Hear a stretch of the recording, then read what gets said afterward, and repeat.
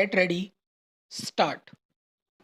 In response to a police officer's questions, 2611 gunman Ajmal Kasab said on national TV as he lay injured in a hospital bed that he didn't know much about jihad but had joined the terrorists only to earn some good money and that could help his poor family.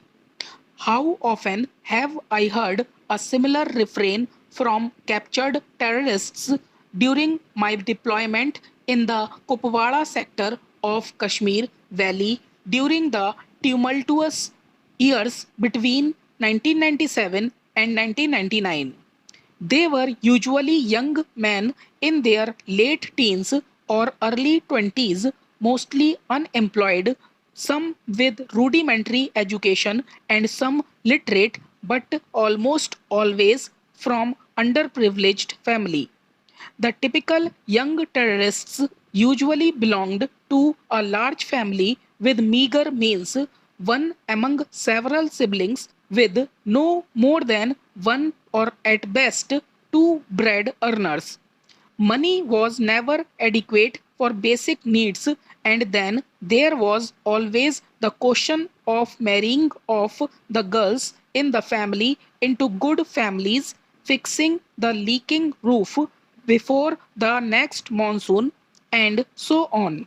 The episode of 19-year-old Rizwan, name changed from Pakpattan in West Punjab, was typical of a young man attending a public rally organized by the likes of Lashkar-e-Taiba (LET), getting carried away by all the fiery rhetoric and signing up to respond to what was perceived as solemn religious duty. Rizwan infiltrated into Kashmir after some basic training in handling the proverbial AK 47. He moved with his group from hideout to hideout. Before long, he was caught by the Indian Army and brought in for interrogation. He was pleasantly surprised by the humane treatment he was given because it was in contrast with what he had been told. He said that at a congregation near Lahore he had heard Islam was in danger in India as many mosques were being destroyed and Muslims were not permitted to offer namaz or practice their religion. He was told that families of those who joined up for jihad would be paid substantial sums in additions to regular sustenance to all jihadis during their tour of duty, usually 2 to 3 years.